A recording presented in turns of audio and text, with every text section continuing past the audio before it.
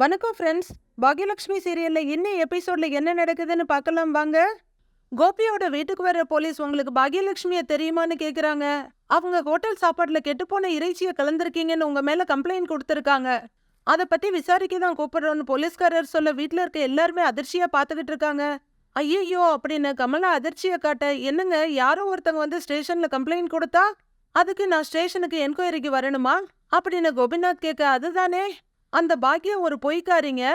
அந்த குடும்பமே ஒரு பொய்க்கார குடும்பம். அவங்க கொடுத்த கம்ப்ளைண்ட்டை வச்சுட்டு நாங்க இவரெல்லாம் அனுப்ப முடியாதுங்க அப்படின்னு கமலா சொல்ல, இதோ பாருங்க எது பேசுறதா இருந்தாலும் ஸ்டேஷன்ல வந்து பேசுங்க வாங்க சார்னு போலீஸ் சொல்ல, இல்லைங்க சார் ஸ்டேஷனுக்கெல்லாம் வர முடியாதுங்க சார்ங்கிறாரு கோபி. சார் ஜஸ்ட் என்கொயரிக்கு தான் கூப்பிடுறோம்.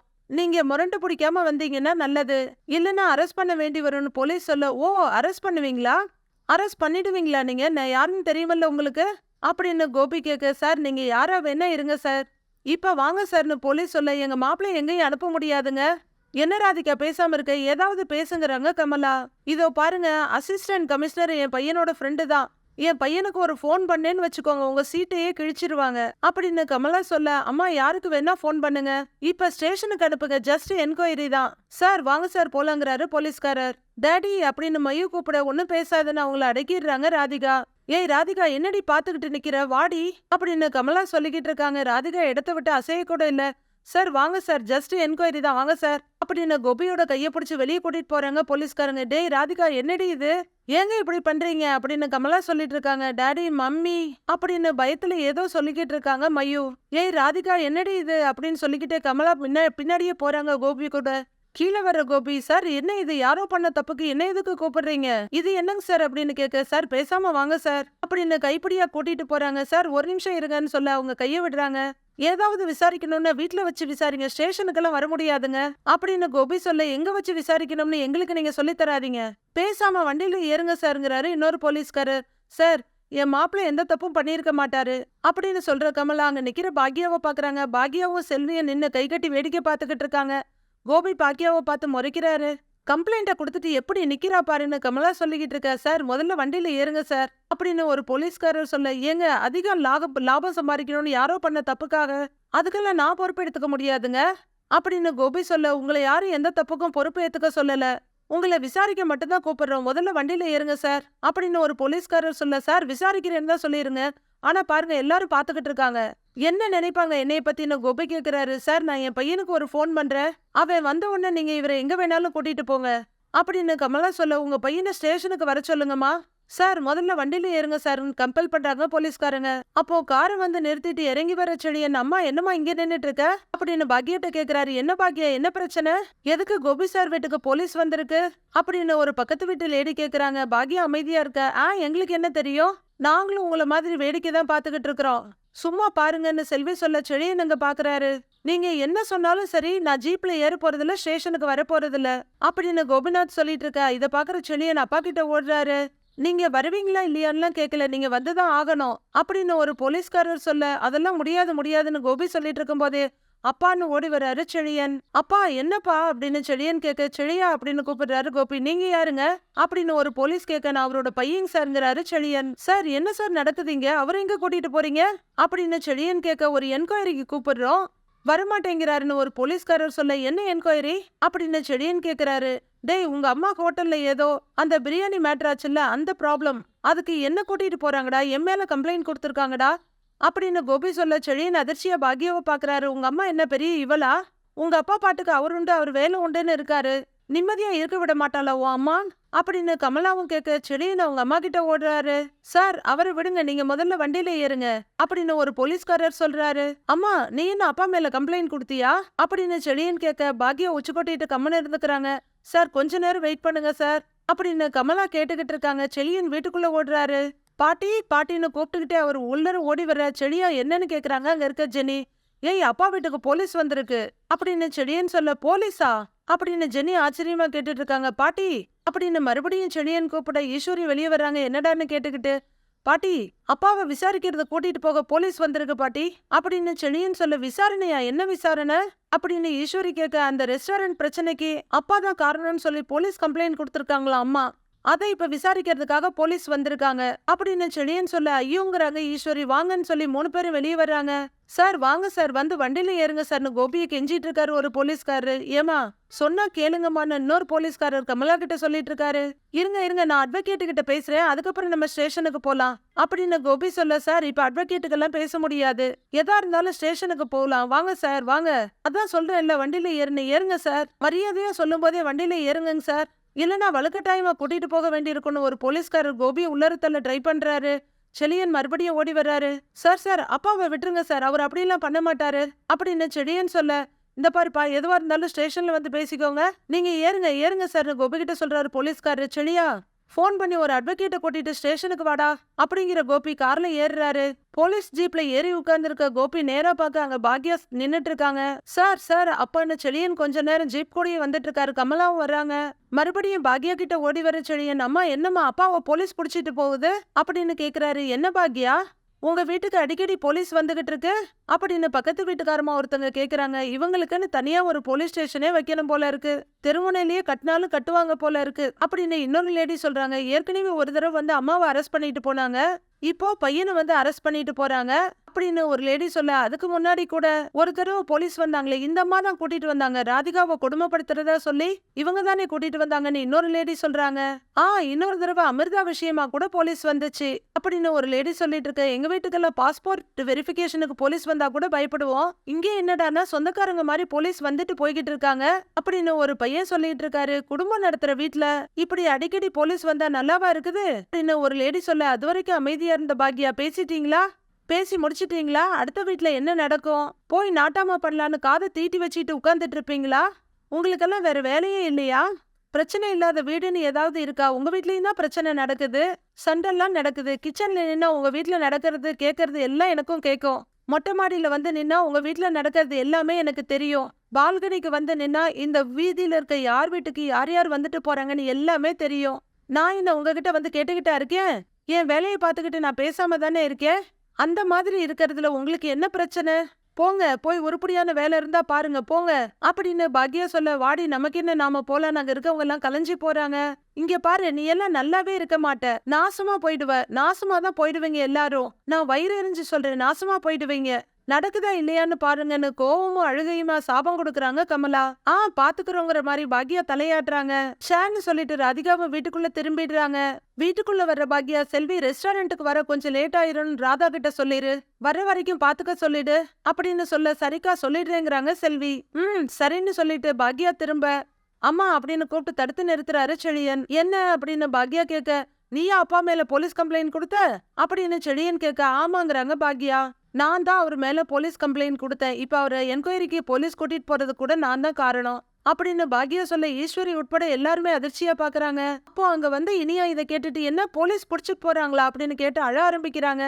இனியா அப்படின்னு அவங்கள கன்சோல் பண்ண பாக்குறாங்க ஜெனி. ஏம்மா ஏம்மா இப்படி பண்ண, ஏன் என்கிட்ட கூட சொல்லல அப்படின்னு செழியன் கேட்க, அதான் பாட்டியே சொன்னாங்கல்ல ரெஸ்டாரண்ட் பிரச்சனைக்கு அவர்தான் காரணம்னு அப்படின்னு பாக்யா கேட்க, ஆமா அத சொன்னாங்கம்மா, ஆனா நீ கம்ப்ளைண்ட் கொடுத்தது ஏன் என்கிட்ட சொல்லல, எதுக்குமா அவர் மேல எல்லாம் போலீஸ் கம்ப்ளைண்ட் கொடுக்கற அப்படின்னு செழியன் கேட்க, அப்ப நான் என்ன பண்ணிருக்கணும்னு நீ நினைக்கிற, அன்னைக்கு ரெஸ்டாரண்ட்ல நடந்த கலவரத்தை நீயும் பார்த்தல்ல, ஆளுங்கெல்லாம் எவ்வளவு கோவமா இருந்தாங்கன்னு நீயும் பார்த்தல்ல, கொஞ்சம் விட்டிருந்தா ரெஸ்டாரண்ட்டே அடிச்சு நொறுக்கி இருப்பாங்க அப்படின்னு பாக்யா சொல்றாங்க. அம்மா நீ சொல்றதெல்லாம் கரெக்ட் தாமா, நான் எதுவும் தப்பு சொல்லல, ஆனா இந்த போலீஸ் கம்ப்ளைண்ட்லாம் கொஞ்சம் ஓவரா இருக்குமா அப்படின்னு செழியன் சொல்ல, டேய் அதெல்லாம் விடுடான்னு பாக்யா சொல்லிட்டு இருக்காங்க.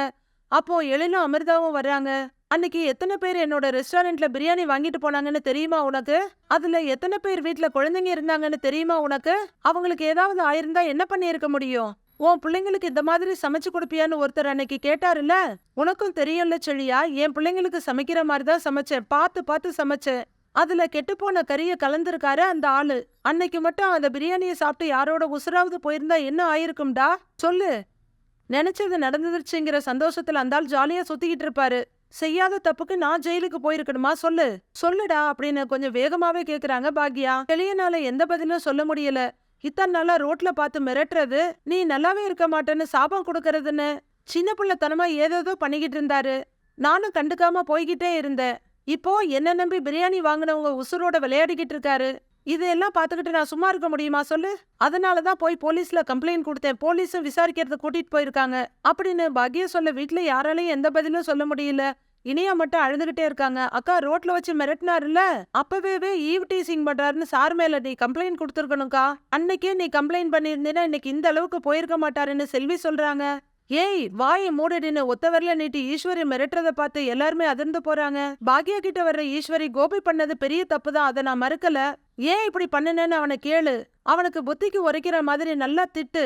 நான் வேண்டான்னு சொல்லல, ஆனா அதுக்காக போலீஸ்ல எல்லாம் புகார் கொடுப்பியா அப்படின்னு ஈஸ்வரி கேட்க பாக்யா அதிர்ச்சி ஆகுறாங்க. ஏமா போலீஸ் கம்ப்ளைண்ட் கட்சி மாறிட்டீங்களா அப்படின்னு செல்வி கேட்க ஏய் நிறுத்துன்ற மாதிரி வரல நீட்டி மிரட்டுறாங்க ஈஸ்வரி. பாட்டி இது பல பேர் உயிர் சம்பந்தப்பட்ட விஷயம், இந்த இடத்துல ஆன்டி பண்ணதானே சரி அப்படின்னு ஜெனி கேக்குறாங்க. அப்போ டாடி ஜெயிலே கிடக்கட்டும்னு நினைக்கிறீங்களா அப்படின்னு இனியா கேட்க தப்பு பண்ணார்ல அங்கேயே கிடக்கட்டும் அப்படின்னு எழில் சொல்றாரு.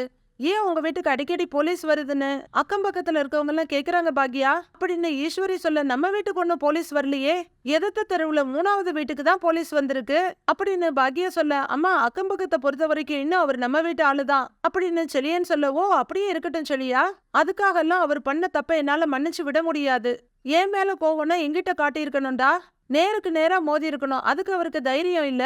கோழ மாதிரி ஆளுங்களை வச்சு என் பிசினஸ கெடுக்க பாக்குறாரு. நூத்துக்கணக்கான மனுஷங்களோட உயிரோட விளையாடுறாரு. அதெல்லாம் பாத்துக்கிட்டு நான் சும்மா நிக்கணுமா சொல்லு? இதுவரை பண்ண பல தப்புகள்ல இருந்து அவர் தப்பிச்சிட்டாரு. இந்த தடவையாவது பண்ணின தப்புக்கு தண்டனை அனுபவிக்கட்டும் அப்படின்னு பாக்யா சொல்றாங்க. உனக்கு வேணா டாடி முக்கியமா இல்லாம இருக்கலாம், ஆனா எங்களுக்கு அவர் முக்கியம் அப்படின்னு இனியா சொல்றாங்க. ஒரு விஷயமா நீ போலீஸ் கம்ப்ளைண்ட் கொடுக்கறதுக்கு முன்னாடி எங்கிட்டலாம் ஒரு தடவையாவது கேட்டிருக்கலாம் அப்படின்னு செலியன் சொல்றாரு. பாக்யா நீ போலீஸ் வரைக்கும் எல்லாம் போயிருக்க கூடாது அப்படின்னு ஈஸ்வரி சொல்ல பட்டுன்னு அவங்க பக்கம் திரும்புறாங்க பாக்யா. அதேபடி பாட்டி அவரு உங்களை போலீஸ் ஸ்டேஷனுக்கு அனுப்பும் போது போன பாசம் இப்ப அவரு போலீஸ் ஸ்டேஷனுக்கு போனது திரும்ப வந்துருச்சா உங்களுக்கு? அந்த ஆளெல்லாம் வெளியே நடமாடவே கூடாது, அது மத்தவங்களுக்கு தான் டேஞ்சர் பாட்டி. அவரு கடைசி வரையிலும் உள்ளறையே இருக்கட்டும் அப்படின்னு எழிலும் வெறியோட சொல்றாரு. டேய் நிறுத்துடா, என்னடா பேசிட்டு இருக்க, அவரு நம்ம அப்பா அப்படின்னு செலியன் சொல்ல அந்த கேவலமான ஆளெல்லாம் அப்பான்னு சொல்லாதடாச்சி, அசிங்கமா இருக்கு அப்படிங்கிறாரு எழில். டேய் பாத்து பேசுடா அப்படின்னு செலியன் ஒத்தவரில நீட்டி மிரட்ட என்னடா பாத்து பேசணும், அம்மாவை பழி வாங்கறதுக்கு அடுத்தவங்க உயிரை பத்தி கூட யோசிக்காம இருந்திருக்காரு அந்த ஆளு. அவர் பண்ணின வேலையில யாராவது இறந்து போயிருந்தானுங்க என்னடா ஆயிருக்கும் அப்படின்னு எழில் சொல்ல அதான் யாருக்கும் எதுவும் ஆகல இல்ல அப்படின்னு செலியன் சொல்றாரு. டேய் சி கொஞ்சம் கூட மனசாட்சி இல்லாம பேசாதடா அப்படின்னு எழில் வேகமா திட்டுறாரு. நான் மனசாட்சி இல்லாம பேசுறேன்னா நீ தாண்டா மனசாட்சி இல்லாம பேசுற. அப்பாவை போலீஸ் புடிச்சிட்டு போயிருக்க, அந்த வருத்தம் கொஞ்சம் கூட இல்லாம அவர் திட்டிக்கிட்டு இருக்க. அதானே நீ எப்படா அவர் கூட நின்னு இருக்க? நீ இப்படிதான் தெரிஞ்சதுக்கு அப்புறமும் ஒரு ப்ரொடியூசர் கிட்ட பேசி உனக்கு சான்ஸ் வாங்கி கொடுத்தாரு பாத்தியா, அவரை சொல்லணும்டா அப்படின்னு செலியன் சொல்லிடுறாரு. இத கேக்குற பாக்யா இனியா ஈஸ்வரி எல்லாருக்கும் அதிர்ச்சியா இருக்கு. செலியா நீ என்ன சொல்லிட்டு இருக்கன்னு ஜெனி கேட்க ஆமா ஜெனி, சார் இப்ப படம் பண்ண போறாருல அந்த ப்ரொடியூசர் அப்பாவுக்கு தெரிஞ்சவர் தான். அவர் சொல்லலன்னா சாருக்கு இந்த சான்ஸே கிடைச்சிருக்காது. அப்பா தான் சான்ஸ் வாங்கி கொடுத்தாருன்னு இன்னும் இவருக்கு தெரியாது. அப்பா என்கிட்ட சொல்லி நான் அவன் ஃப்ரெண்டு கிட்ட சொல்லி அதுக்கப்புறம் இவன் போய் ப்ரொடியூசரை மீட் பண்ணி அப்புறம் தான் சான்ஸே கிடைச்சது. கதை சொன்னா அப்புறம் ப்ரொடியூசர் ஓகே ஆகி இன்னைக்கு பூஜை வரல வந்திருக்கான் அப்படின்னு செலியன் சொல்ல முகத்துல ஆளுக்கு ஒரு ரியாக்ஷனோட எல்லாரும் நிக்கிறாங்க. டேய் உன் ஆம்பிஷனை நிறைவேற்ற அவர் எவ்வளவு கஷ்டப்பட்டிருப்பாரு, அவருக்கு எதிராவே நீ பேசிக்கிட்டு இருக்க அப்படின்னு செலியன் சொல்ல அதுவரையிலும் பொறுத்திருந்த எழில் டேய் சும்மா நிறுத்துடா அப்படின்னு கத்த எல்லாருமே திகைச்சு போய் பாக்குறாங்க. எழில் கொஞ்சம் மெதுவா பேசுங்க அப்படிங்கிறாங்க அமிர்தா. இரு அமிர்தா பின்னென்ன என்னென்ன பேசுறான் பாரு, இவன் விட்டா அவரை பெரிய தியாகி ஆக்கிடுவான், அப்படியே வீட்டுக்கு வெளியில ஒரு சிலையே வச்சிடுவான் அப்படின்னு எழில் சொல்ல ஆமாண்டா வப்பேன்டா, அதுக்கான எல்லா தகுதியும் எங்க அப்பாவுக்கு இருக்குடா அப்படின்னு செலியன் சொல்ல பாக்யா ஜெனி எல்லாரும் அதிர்ந்து போய் பாக்குறாங்க. டேய் உனக்கு கொஞ்சம் கூட அசிங்கமா இல்லையாடான்னு எழில் கேட்க இதுல என்னடா அசிங்கம்னு செலியன் கேக்குறாரு. டேய் அப்படின்னு செலியன் பக்கத்துல போற எழில தடுத்து நிறுத்துறாங்க பாக்யா.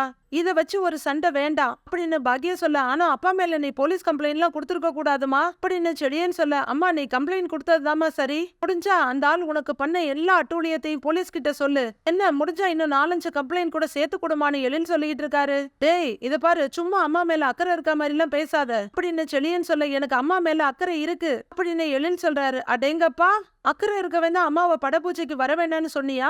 ஏய் எங்களுக்கு எல்லாம் தெரியும்னு செலியன் சொல்ல என்னடா தெரியும் உனக்கு சொல்லு. அந்த ஆளு அதான் நீ இப்ப நல்லா வக்காலத்து வாங்கிட்டு வந்து நிக்கிறியே தியாகி கோபிநாத், அவருதான் நான் அம்மாவை வரக்கூடாதுன்னு சொன்னதுக்கு காரணம்னு உனக்கு தெரியுமா அப்படின்னு எழில் கேட்க செழியன் மட்டும் இல்ல பாக்யாவும் அதிர்ந்து போறாங்க. எல்லாருமே அதிர்ந்து போய் நிக்க, டேய் என்னடா உளறன்னு கேக்குறாரு செழியன். டேய் உளரலடா, நாங்க நடந்ததான் சொல்லிட்டு இருக்கேன். இந்த தியாகி கோபிநாத் தான் இந்த சான்ஸ் எனக்கு வாங்கி கொடுத்தாருன்னு பூஜைக்கு முன்னாடியே எனக்கு தெரியும். ஏன் இது அவர் வாயால தான்டா என்கிட்ட சொன்னாரு. அதோட எல்லாம் நிறுத்திக்கல தெரியுமா? இந்த பூஜை நல்லபடியா நடக்கணும்னா, நான் படம் பண்ணணும்னா அம்மா இந்த பூஜையில கலந்துக்க கூடாதுன்னு அவர் சொன்னாரு. அந்த ப்ரொடியூசர் கிட்ட சொல்லியும் சொல்ல வச்சாருடா. எழில் சொல்ல எல்லாருமே அதிர்ந்து போய் நிக்கிறாங்க. டாடி அப்படிலாம் சொல்லியிருக்க மாட்டாருன்னு அப்படின்னு இனியா கேட்க, அப்போ உங்க அண்ணன் பொய் சொல்றாருன்னு சொல்ல வர்றியா? சொல்லு இனியா, அம்மா பூஜைக்கு வர முடியாததுக்கு போறன்னு காரணம் அவர்தான் அப்படின்னு அமிர்தாவும் சொல்றாங்க. என்னமோ அவர்தான் உலகத்திலேயே பெரிய ஊர்ல இல்லாத உத்தமர் மாதிரி பேச வந்துட்டான். டேய் அயோக்கியன்டா அந்த ஆளு, நேரம் பார்த்து நினைச்சதை சாதிச்சுட்டாருடா அந்த ஆளு. பட பூஜைக்கு எங்க அம்மாவையே வரவிடாம பண்ணிட்டாருடா அந்த ஆளு அப்படின்னு எழில் சொல்ல, அடுத்து என்னங்கிற மாதிரி எல்லாரும் ஆளாளுக்கு கோவமா நின்னுட்டு இருக்காங்க. பாக்யா பயங்கர வெறியோட பாத்துக்கிட்டு இருக்காங்க. அடுத்து என்ன நடக்குதுங்கறத நாளைக்கு பார்க்கலாம் ஃப்ரெண்ட்ஸ்.